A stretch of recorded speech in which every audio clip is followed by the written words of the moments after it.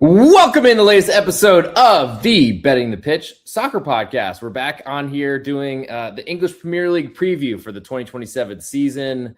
Going to go through the new clubs that have climbed their way into the English Premier League this season.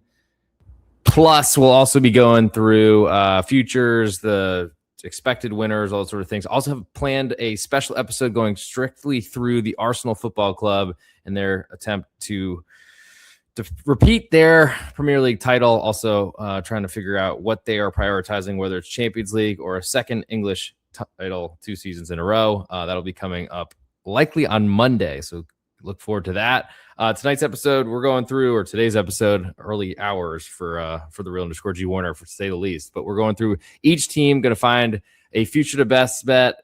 We had a good run last year on futures, nothing really in the Premier League, but we're going to find something this year, and we're going to find a way to win. So let's go through it. We'll start with the newest of clubs, and that is Hull City, which is worth, according to Transfer Market, where I use to base a lot of the valuations of these clubs, 144.3 million euros, which is significantly less than the next Coventry City winners of the Championship, second division in England, worth more than 121 million euros more. But we'll start with Hull City and try to get through what they're trying to do. Their manager, Sergei Yakirovich, he has been, as soon as I get this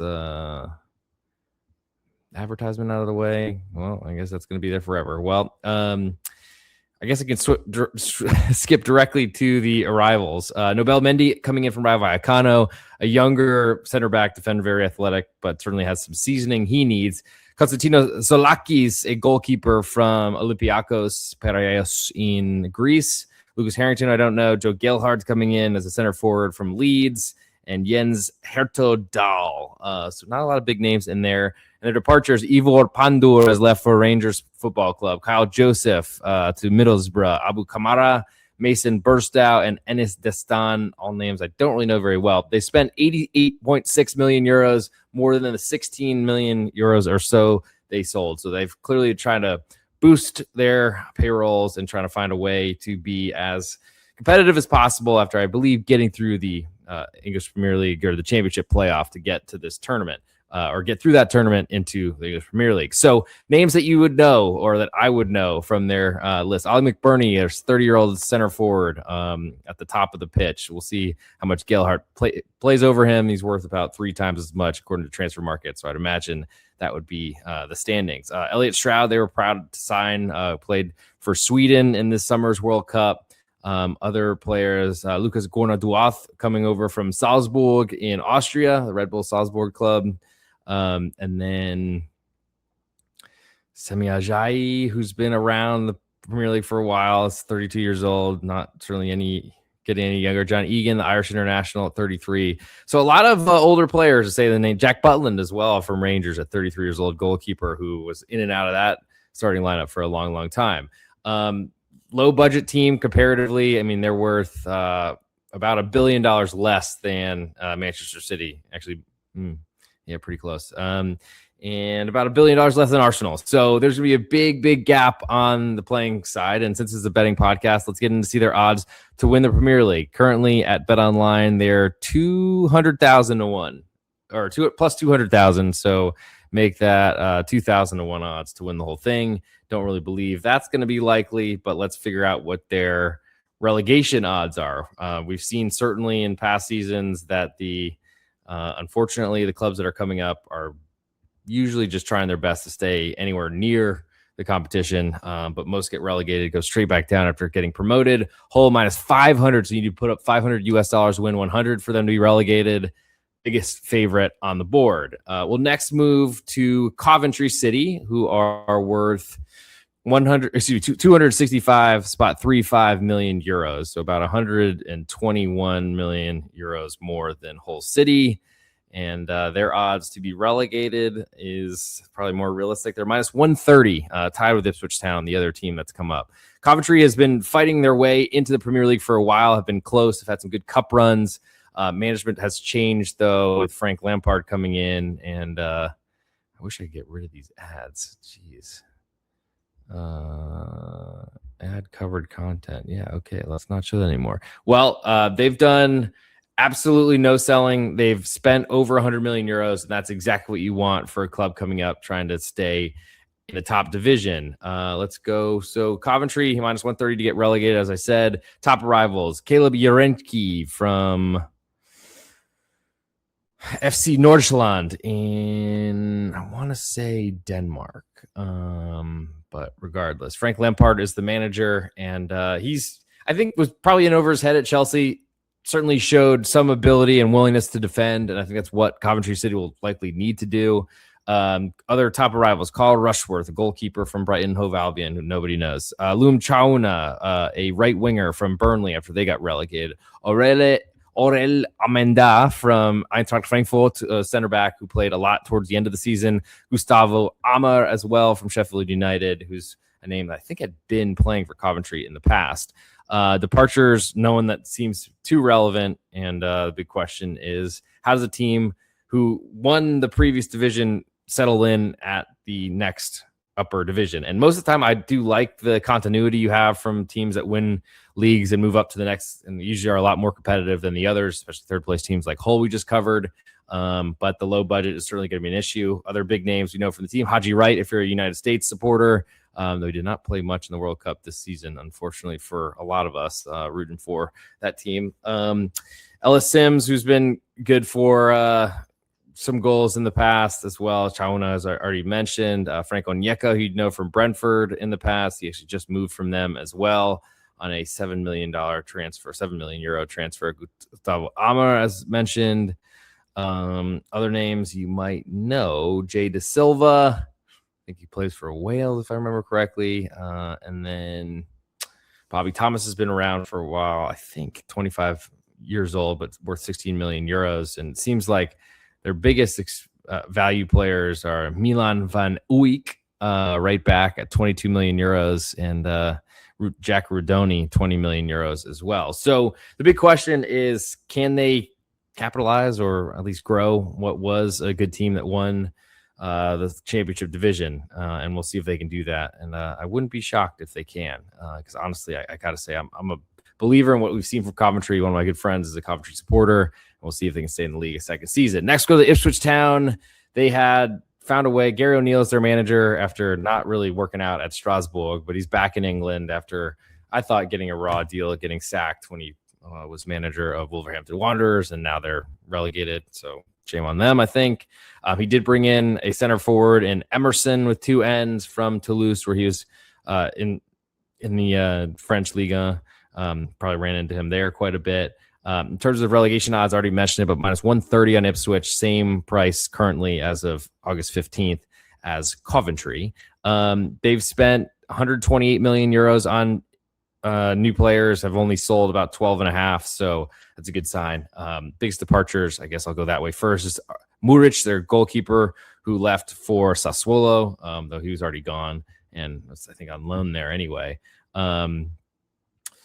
Harry Clark, right back, has gone to, I want to say it's Birmingham City.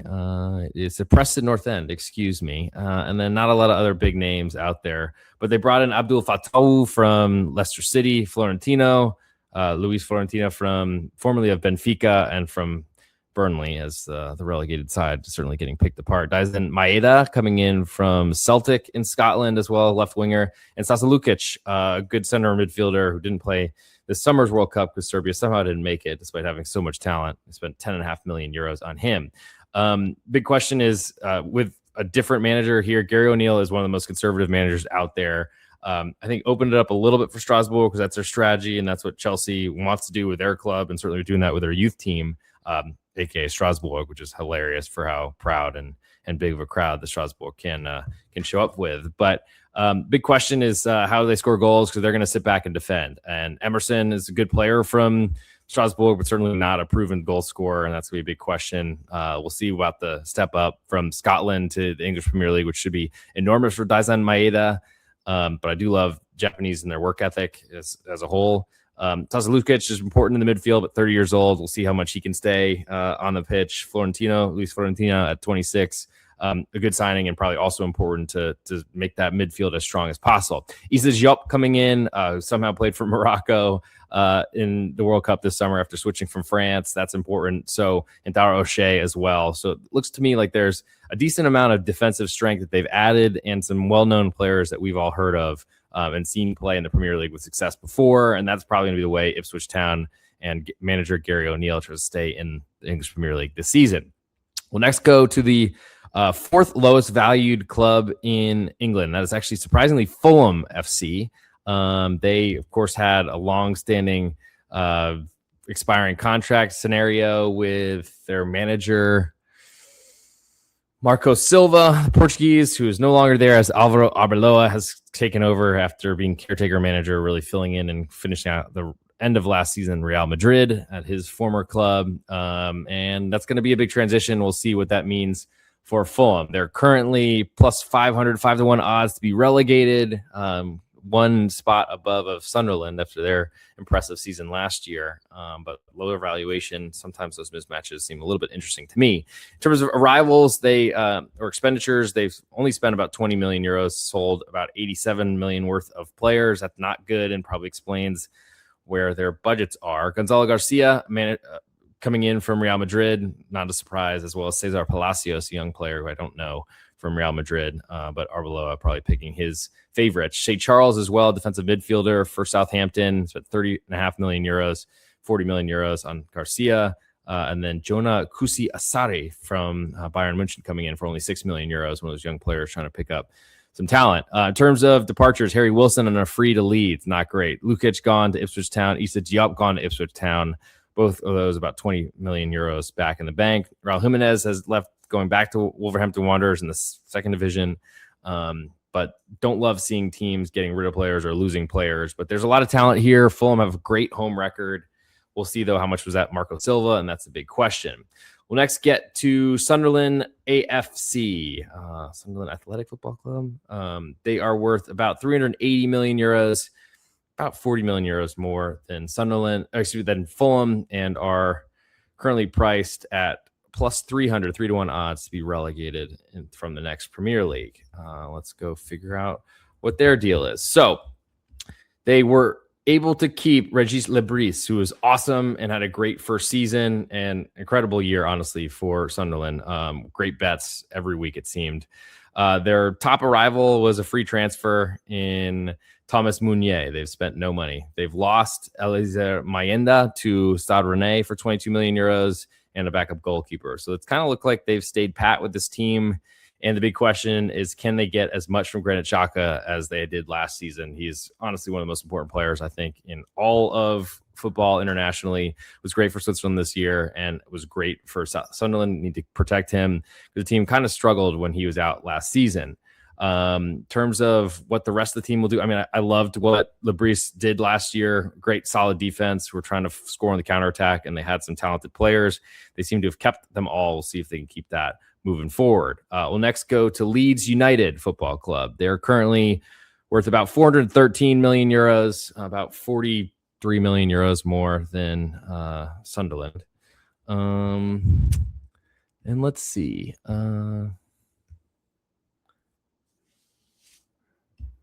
Leeds United. So Daniel Farke is still managing them. That's important. They've spent about 84 million euros, only sold 33, like those setups as well. To be relegated, Leeds are 6-1 odds right now. Top rivals, James Trafford is a goalkeeper for Manchester City. Tarek Maruhamovic from Sassuolo in the English Serie A, or Italian Serie A, worth 37 million euros. And Harry Wilson, already mentioned, is a free transfer from Fulham. Top departures, Pascal Struijk for 23 million euro center back to Brighton. Joe Gelhardt to to Hull City for about 8 million euros. And then not a lot of other big names, but honestly, Leeds, one of the best home crowds out there, were great to finish last season. I would expect them to continue in that same type of vein. We'll next go to Everton Football Club, worth about 60 million more euros, 471 million euros as a club. And they are currently managed by David Moyes, who's been awesome. Honestly, was a great moneymaker for all of us on the Betting Pitch Podcast Network. If you've been following us for a while, we bet Everton and under almost every week.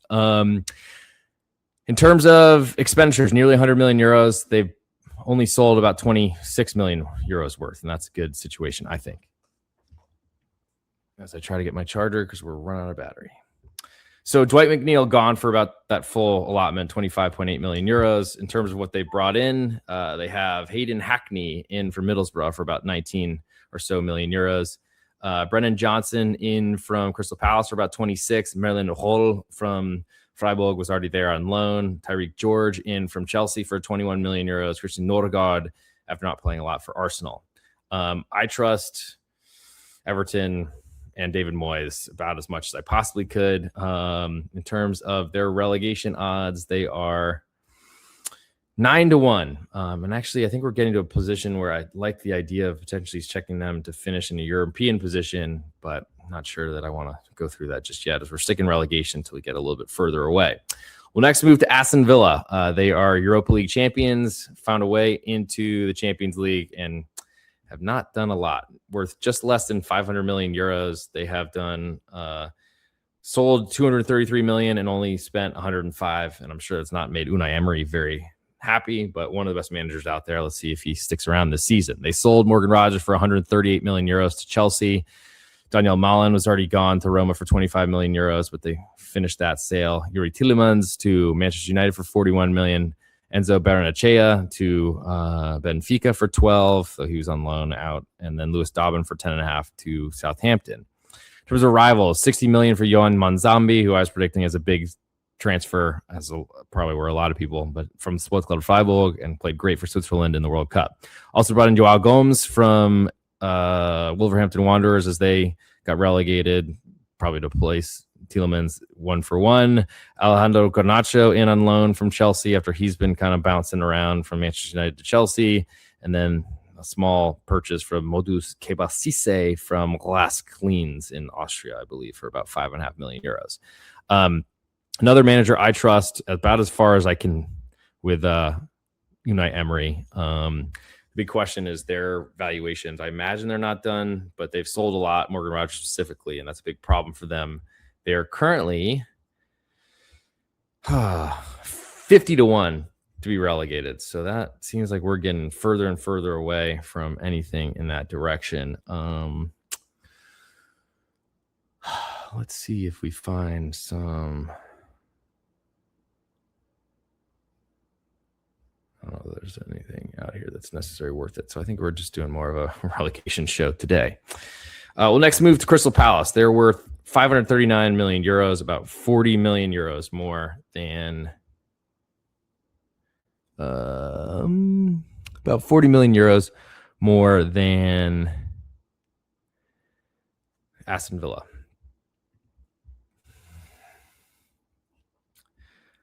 Current manager Pierre Sage coming in, I believe, from France after the departure of Oliver Glasner. They've sold 93 million euros worth of players. They've brought in about 50 million euros, and that's a big issue for a team that was trending in the right direction but kept selling players, and that's why their manager left. Top departure, Maxence Lacroix to Chelsea for about 60 million euros. Brendan Johnson gone to Everton. And in terms of arrivals, Dwight McNeil in, Anand Kalali from Union Saint-Gilloise in Belgium, and then some free transfers, Tomiyasu and also Oscar Mingueza from Celta de Vigo. Now, for relegation odds, Crystal Palace are plus 550, so that's a decent price. And we'll see what that ends up turning into for them. But they are actually sixth most likely to be relegated, just before Fulham, Sunderland, and then the three most recently promoted. And I might have to take a quick pause on this episode because I am currently dying at the moment. Let's see if we can turn video off and keep this going. Let's go.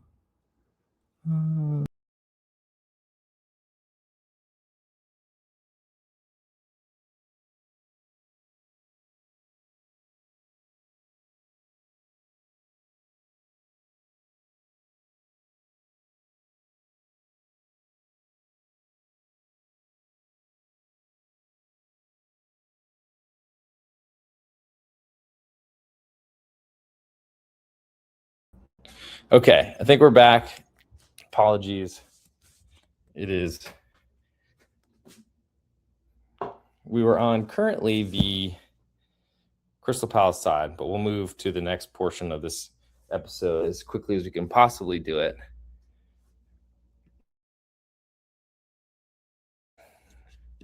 All right, so let's find where we just were. Sorry about that. And that is the next most valuable club in England, and that is currently the Nottingham Forest Football Club, worth about 561 million euros. And let's go through their lineup, shall we? Okay, so in terms of expenditures, they've done 60 million euros in expenses. They've sold over 144 million euros. Biggest departure from there was one player, Elliot Anderson, for 135 million euros. They loaned out a ton of players to Olympiacos, which is not a surprise because that's what Nottingham Forest has done with their owner owning both clubs. They've sent Gustavo Sa, Jota Silva, David Carmo for 9 million euros to Olympiacos, but the rest have been loan transfers or free transfers, including Stefan Ortega as a goalkeeper to Olympiacos as well. In terms of arrivals, their big expenditure was center back Ousmane Diamand from Sporting Club Lisboa, Sporting Club de Portugal. And actually, they bought in Gustavo Sa for 20 million euros from FC Famalicão in Portugal and loaned him to Olympiacos. So that seems like a purchase for the future. Other arrivals have Xaver Schlager from German Bundesliga in Red Bull Leipzig, Austrian central defensive midfielder in the World Cup this summer. Also, Steven Benda from Fulham as another free transfer, as probably backup goalkeeper situation behind Mats Sells and John Victor. In terms of relegation odds, currently Nottingham Forest 8-1 to be relegated, which makes them 10th most likely, tied with Newcastle and Brentford. We have not gotten to yet. But in terms of their big name players, Chris Wood's still there after his World Cup. I don't know what you call it this summer for New Zealand. Taiwo Awoniyi, was great in Germany, but hasn't really come on in England a lot because he hasn't played very much. They did bring in Arno Kalimuendo from Eintracht Frankfurt after he returned from loan there. So they purchased his rights before. Callum Hudson-Odoi was important. Omari Hutchinson, Dan Ndoye with a great summer with Switzerland, scoring a bunch of goals in the World Cup. And then the forever trustworthy Morgan Gibbs-White in the central midfield. So it doesn't seem like Nottingham Forest have done too much other than losing Elliot Anderson, whose value skyrocketed a lot, I think, because he's playing for the English national team. I don't know if I necessarily agree that that's deserved, but you take a 135 million euro payday when you can. That certainly will fund a lot of other players, and I'm guessing they're probably not done in this window. Replacing him with Xaver Schlager is not the same thing, but Schlager is definitely a defensive-minded midfielder. I think Anderson was probably more balanced, I think, going forward, certainly more than Schlager. But that's certainly an experienced Bundesliga player. We'll see what the step up to the Premier League looks like. But free transfers at a 28-year-old is not so bad. A lot of this team is kind of the same as it was last year. Alva Glasner moving in as manager will certainly add a defensive solidity to them, I believe. And honestly, his performance at Crystal Palace was awesome, brought them probably the most success that they've had as a club. And I'm looking forward to seeing what they can do under a great manager who is great in Germany. And I've followed him a long time. I've been very impressed and think that he'll find success in England as long as he can stay somewhat in the good graces of management, because that seems to be a difficult thing to do. Next, we'll move to Brentford Football Club. They're worth about 5 million euros more than Nottingham Forest, and honestly have been incredible in the Premier League, have stayed in for multiple seasons because of their home record. They are the same price as Nottingham Forest at 8-1 odds to be relegated. There are 7 teams more likely according to the odds. In terms of management, Keith Andrews has stuck around after replacing Thomas, whatever his name was, who went to Tottenham last season and then did not make it the whole way. I can picture him, but I can't think of his last name. Anyway, top departures and what they've done for selling. Only 7 million euros so far, and that's Frank Onyeka to Coventry City, as we already mentioned. In terms of expenditures, they spent nearly 84 million euros. That is a great setup for Brentford, who are usually not big spenders. Mamadou Sangare, a central midfielder coming in from Lens in French League. Jaden Anthony coming from Burnley, as more Premier League clubs pick at the carcass. Yannick Schuster, a center back from Red Bull Salzburg for 18 million euros, the name that I don't know that I know very well. And then Callum Wilson on a free transfer coming in from West Ham United, previously of Newcastle and many other places throughout England. And that's a pretty good window to me. Center back, central midfielder, and a left winger, and only sold not very often used central midfielder. I love that setup for Brentford, honestly. They've been so good at home, and that's a really good way, I think, to picture this team moving forward. Yeah, Yannick Schuster, only 20 years old from Salzburg, and coming in with some hip issues already. Xiaomin Kelleher as goalkeeper is very solid. Valdemarson, I think, filled in well for him last season when he was out for injury or rotated. Where do goals come from is usually the question. Igor Thiago was awesome last year, worth 65 million euros now. The Brazilians didn't play a lot this World Cup either because Brazil didn't go very far. So that's a pretty nice setup, I think, for a decent club that honestly is one to back at home, especially as a home underdog. Next, we'll get up to AFC Bournemouth at 565 million euros, just about half, $580,000 more or euros worth more than Brentford. Yet they are in a much less likely to be relegated. Well, 9-1 odds versus 8-1, but that's, I mean, let's see, $100 on your 100. So, I mean, that's a pretty significant difference. But Bournemouth here, they are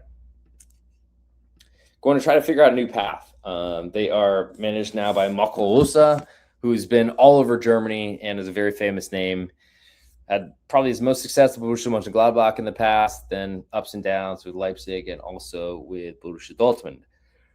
In terms of their expenditures, they have brought in only 11.5 million euros and spent about 80. So that's a pretty significant difference in my humble opinion, and one you want to see for a club that's trying to figure out what they're going to do next after Iraola left for this offseason, which was, I think, not a surprise, but inevitability, and still honestly very sad for the club. Now, from arrivals and departures sense, we have biggest departures with Ahmed Traore to Olympique de Marseille for about 8 million euros. Luis Sinisterra also gone to Cruzeiro Esporte Club. I imagine that must be Brazil, for about 4 million euros. And then other free transfers are gone. Alex Jimenez, who's probably the most talented of the players, on a loan to Fiorentina, but that's the choice if he's being loaned out. And then Marcos Senesi to Tottenham as a free transfer. That's probably meaningful. But that's what happens when you get out of contract. And then in terms of their big arrivals, they brought in Alvaro Rodriguez from Elche in the Spanish La Liga, center forward for 25 million euros. Antonio Silva, a center back who's been on the transfer rumors for a very, very long time. He is... let's see, where is he coming from? He's coming from Benfica, and honestly kind of fell out of rotation a little bit more, and I think that impacted how much he played in Portugal's World Cup this season. Alex Jimenez, they bought him from Milan for 18.5 million euros and then loaned him out to Fiorentina. I don't know that decision makes a lot of sense to me, but that's here, and that's where we are.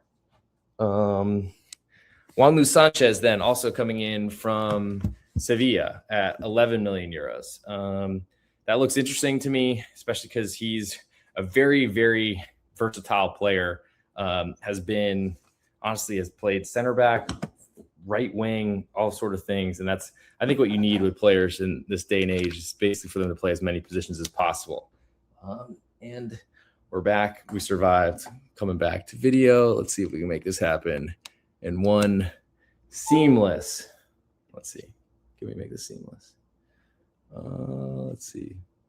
Video. Are we back? We're back. There we go. Great. Cool. Okay. And audio. Let's check.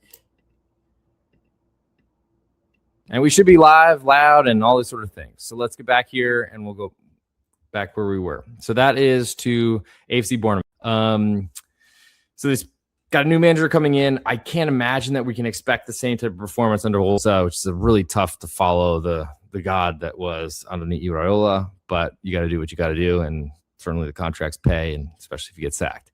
We'll move next to Newcastle United, where there's been a lot of fallout this year, to say the least. They're worth 566.5 million euros, about $1 million more than Brentford, 500,000 or so more than Bournemouth.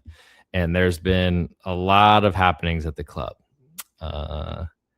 Their manager is a staff member because Eddie Howe has resigned after all the sales and not bringing much in. And that's a big problem. In terms of relegation odds, Newcastle 8-1, but they are so good at home. I kind of like the setup for Newcastle coming into the year as a home underdog to everybody, because that's really what I want with them, because they are a great home team. They can beat literally anybody there. They have sold over 265 million euros worth of players. They have spent about 161. The top departure, Sandro Tonali to Tottenham for 108. Bruno Guimaraes to Arsenal for 87.5. Anthony Gordon to Barcelona for 70. And then had some free transfers gone. Top arrivals, Bazumana Traore from TSG Hoffenheim, one of the fastest players that I've seen in Europe. Alaji Bamba, defensive midfielder from Monaco. Don't know that I know that name very well. Lucas Hornacek from Braga, I believe. Yes, for 30.6 million euros. Sean Stoor, central midfielder from Ajax for 23.5. Don't know him. Edwin Jawin, 21.5 million euros from Reims in the second division in France.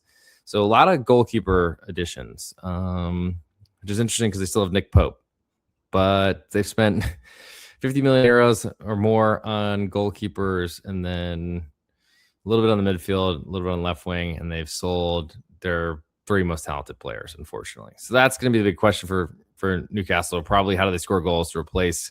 And honestly, that midfield, they've lost two incredible players, both defensive midfielders, but Guimaraes doing everything you could ask for. That's probably why they have lost a manager, and there's a lot of questions about them. We'll next move to Brighton Hove Albion, worth about 620 million euros. Not bad considering where they've been. Probably the peak valuation of this club ever, I would imagine, especially in comparison to the rest of the Premier League. Brighton are 22-1 odds to be relegated from the Premier League, but after seeing Tottenham go all the way down to the wire, I feel like anyone is potential, and that's why we love this game.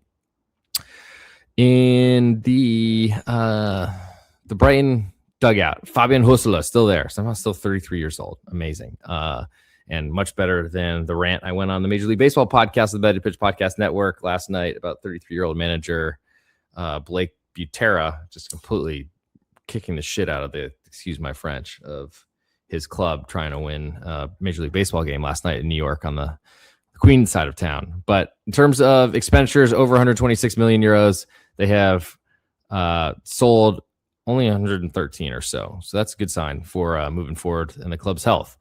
Top departures, Jean-Paul Van Hecke has left for Tottenham defender, central defender.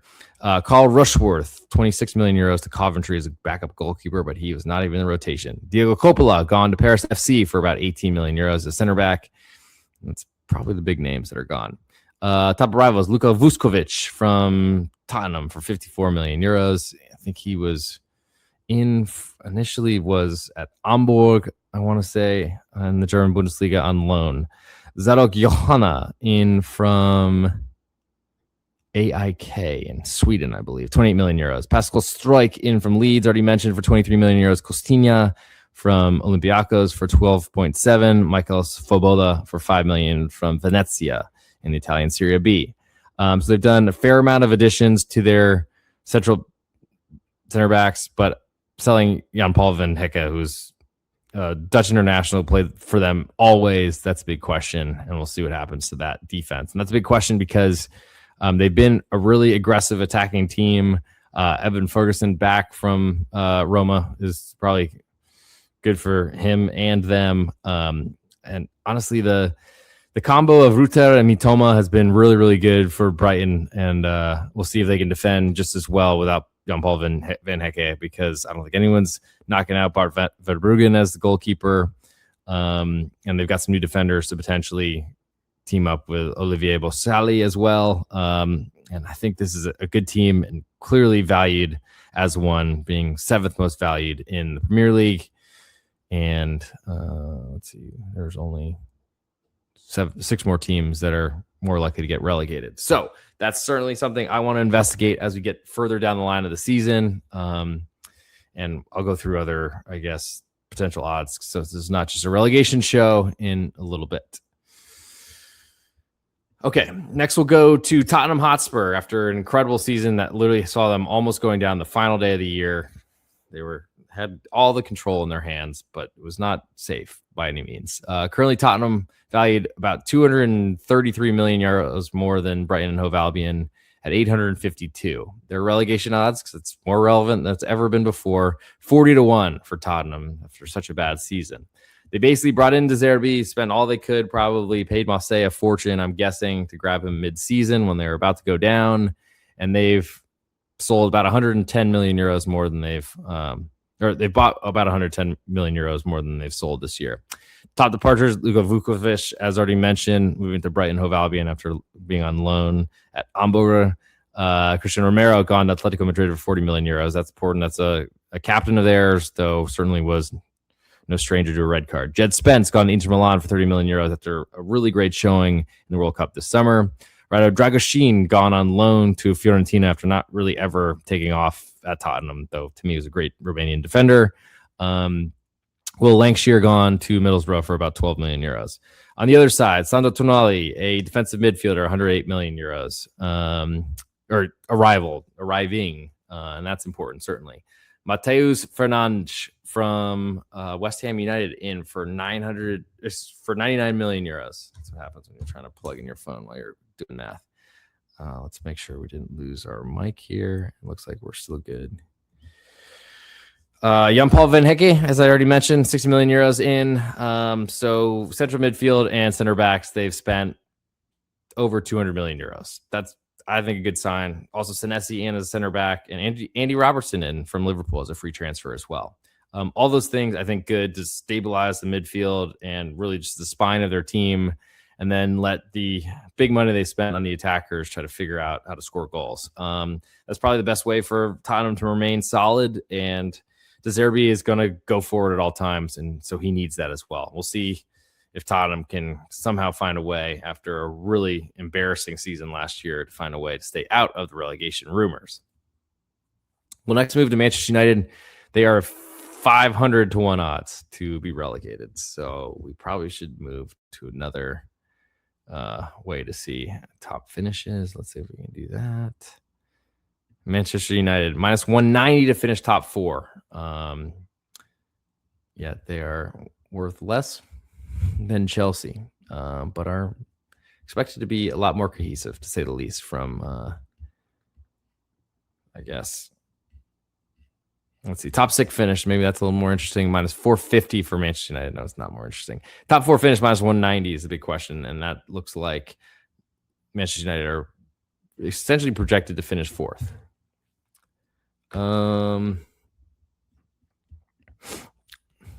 Worth about 874 million euros. And they've spent about 97 and sold about 52. So they're building. Top departures, Rasmus Højlund has gone to Napoli, but he was already playing there on loan. Jadon Sancho on no team right now. I don't imagine he's coming back to Manchester United. I think those bridges have been burned, but maybe not with new management, all those sort of things. Michael Carrick has maintained his position after caretaker manager, and probably deserves it because they were playing really well under him. In terms of their arrivals, Andre Santos in from Chelsea for 56.3 million euros. Yuri Tielemans in the center midfielder as well from Aston Villa. Do we like Manchester United coming into the season? We might. They've really solidified defensive midfield with Tielemans and Santos, and have lost players that were already gone, basically. Casemiro gone to Inter Miami, if anyone cares. I mean, considering how Manchester United finished last season, I don't know. Would it be that crazy to see that they are competing at the top of the league? Probably a big step for them. But they were playing about as well as anybody heading into the end of the season. Arsenal and Manchester City included. Might be one of those where we look to back Manchester United when they play City a lot this season. We'll next go to, next on the list, the Liverpool Football Club, worth just shy of 1 billion euros, 999.5 million euros at this point. They are currently minus 195 to finish in the top 4. I don't think I skipped anybody. So amazing. Chelsea's still not there because I think people don't trust Chelsea, clearly. In terms of management, Andoni Iraola coming in, and he is, we'll see how he balances, because a move from Rayo Vallecano in Spain, where you're just trying to stay in the league, to Bournemouth, where you're trying to stay in the league, makes a lot of sense. Now going to Liverpool, where you're trying to win titles, and not just one of them, win trophies. That's a big question for how his style of play will work. It has worked. It's been a lot more offensive than I think I expected it to be, especially last season with Bournemouth. But this is a big step, and we'll see, because Liverpool's player purchasing and things like that, and basically all their transfers last season went terribly wrong. That's why owner Slot is not there anymore. They've sold nobody for $1. That's what transfer market's showing me. Expenditures about 104 million euros. They've lost Ibrahim Konate to Real Madrid on a free transfer. Mohamed Salah gone to Trabzonspor in Turkey, which is amazing. They must be paying him a ton of money. Robertson gone to Tottenham, and then those are the names that you'd know. In terms of arrivals, Yeremy Yake from Stade Rennais in their defensive line, center back. I think could play on either side of a 3-man back line. Victor Munoz, also a good under-the-radar signing from Osasuna. Certainly, Andoni Iraola certainly knew him. And also on loan from Barcelona, Ronald Araujo, but he is very old and very injured, so we'll see what that all looks like. From an attacking point of view, that's never been a problem for Liverpool. It's the defensive part, and they've got a young player in Yake. Konate certainly had a lot of questions raised about him, but he played all the time, was always there, and is extremely athletic, and we'll see what it looks like. I would imagine that Iraola starts in more a defensive type of setup and then graduates out of that when he feels a little more comfortable, or results start going the way, or he starts getting criticized for it, and that's another real possibility. Next, go to Chelsea Football Club, worth about 1.36 billion, third most in the Premier League, but they are rated, or they are priced as 5th most likely to finish top 4, minus 115. Tottenham, I didn't say it yet, but plus 325. So Chelsea are worth millions of billions and all those sort of things, and have no idea what they're doing. Xabi Alonso coming in is a counter-attacking manager, and I have absolutely no belief. It did not work at Real Madrid, which you could say are a prouder club than Chelsea, arguably. But I need to see some sort of ability when he's not playing at a lower tier German Bundesliga side, that they'll actually take his strategy and make it happen, because he did get passed over for Real Sociedad job way back when, and Chelsea, of course, are just splashing the pot as much as they can. They spent over 400 million euros in expenditures and have only brought in about 162.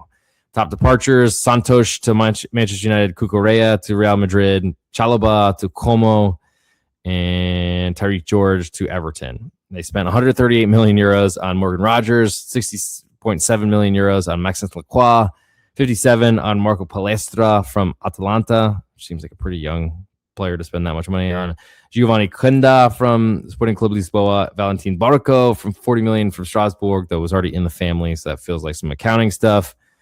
For an 8th place finisher in the Premier League last season, it's a lot of money out there for a lot of questions, I think. Danny Welbeck coming in at 35 years old. Nicholas Jackson, we'll see how many he finishes. There's, I think, a lot of problems in this Chelsea club. I'm not picking the relegated because they got too much money for that, but they are a fade for me as long as we can go, especially as the 5th most likely top 4 finisher. Thanks for staying with me. We got 2 more teams to go through. Arsenal, who will go through a lot on a planned episode coming up on the Betting Pitch Podcast Network later this week, just 2 days from now. And then we'll get Manchester City, and then we'll find a best bet, get the heck out of here. So Arsenal worth 1.41 billion euros coming off of their Premier League Champions trophy and then Champions League loss in the penalty shootout to PSG. They have spent about 177 million euros and have sold about 46. In terms of Tata Project, Kivior to Sporting Club, to Porto in Portugal is already gone. Leandro Trossard to Besiktas for 18 million euros. He's kind of fallen out, but useful for them and certainly scored a lot of goals that were important. Christian Nordegaard, backup center back, gone to Everton, and Karl Hein to Werder Bremen, goalkeeper. As for, he was playing, I think, in Spain for a while. He's been all over. Top arrivals, 87.5 million for Bruno Guimaraes. Piero Hincapié, 49 million euros, but he was already playing. So that was finishing that deal from Leverkusen. Christo Zolis in from previously of the German Bundesliga, I want to say in Dusseldorf, then moved to Bruges in Belgium and has been great. And honestly, someone I trust. Ilan Medley, longtime Leeds goalkeeper, is in on a free transfer as well. And they're certainly trying to find a way to win Champions League as well as Premier League this season, though I think they're probably going to be happy just to win Premier League. The big question also, if there's so many players played for England and Spain, when do those players return? And so that first match might be a little bit more difficult for them with some potentially rotated players that are not as strong, I would say. Still awesome. And let's get to their total, the numbers. Top 4 finish minus 1,100 to finish top 4 for Arsenal. Probably should get a top 2 finish minus 160. And let's go English Premier League. They are plus 145 to win the whole thing. Yet they're not the most valuable club. About 60 million euros behind the final team we'll cover on this episode of the 2027 Premier League preview, and that is Manchester City, 1.47 billion euros. And they have spent a fair amount this summer, to say the least. Expenditures, 177 million euros, but actually sold about 70, so not as bad as some other clubs. Chelsea, I'm looking at you. They sold James Trafford, backup goalkeeper, to Leeds United. Bernardo Silva gone on a free transfer to Real Madrid. Akanji gone for 15 million euros to Inter Milan, but was already playing there. And then some other names I don't know. Top arrivals, Elliot Anderson, 135 million euros. Mathis de Torbet from Estatois in the French second division, 25 million euros left winger. Jeremy Monga from Leicester City, 11.7. Geronimo Rulli from Marseille for 2. And literally their big expenditure was Elliot Anderson, but there's more rumors about more things coming through, and we'll see when that all gets done, if it does, when it does, all those sort of things. Now, they are extremely, it's also a big change from Pep Guardiola to Enzo Maresca, but I like Maresca a lot. I think he's a very talented manager. I think Chelsea are insane for getting rid of him like they did. And the big question is, how is he going to take on replacing a legend is never easy. But they're not expected to win the Premier League despite having the most valuable roster. And that does give me some belief that Manchester City 3-1 odds to win the Premier League looks fairly interesting to me on this episode. Other things to cover, I'm not sure. Let's find some numbers that are out there while we're doing this, let's find some things to plug on the Betting Pitch Podcast Network. So this is the first episode. Thanks to those of you that bared with me going off camera for a little while. Not ideal, but certainly happens when nature calls, if you will. I hope none of that showed up on video, but we'll see. Other episodes coming up. Doing Major League Baseball as much as I can. Trying to do every night. Honestly, it's a good way to prep for the card. Had stuff out there as well for today's card. You can go check that on the Betting Pitch Podcast Network, Apple Podcasts, and on Spotify, or on YouTube at @TheReal_G Warner. Still planning to put reels out there on Instagram at @TheReal_G Warner, and on YouTube Shorts at @TheReal_G Warner. Of course, follow us on Twitter, twitter.com, x.com/TheReal_G Warner. And that's where most of my action is, and that's where most of you come from. So thank you for the support there. 5-star reviews, subscriptions, all those sort of things. I've got a bunch more YouTube subscribers, especially getting ready for the soccer season. Plus, I think liking the Major League Baseball content every day. So please give me more of that. We'll never apologize for more of you, and for shilling for those sort of things.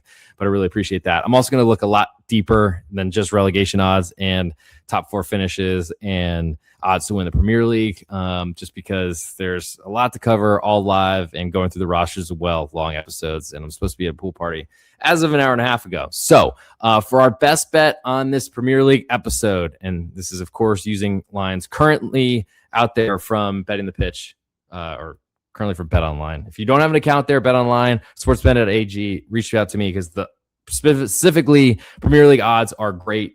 16-cent juice as opposed to 30 cents on most places, especially if you're rocking with the American sports books like DraftKings. You can do much better there. Bet Online, sportsbet.ag. You can deposit with a credit card, crypto, and they give you big bonuses. So hit me up at @thereal_G_Warner if you want a referral there.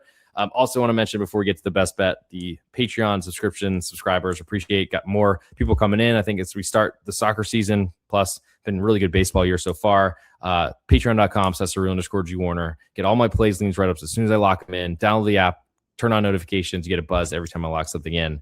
But for our best bet on this episode, the ultimate best bet of the Premier League, we're going with Manchester City, 3-1 odds to win the Premier League. I love Maresca. I love that Arsenal, I think, are potentially having an eye more so on the Champions League after winning the Premier League last season. I think we see Manchester City come back to prominence. Manchester City, 3-1 odds to win the English Premier League. We'll see you in the next episode of Betting the Pitch.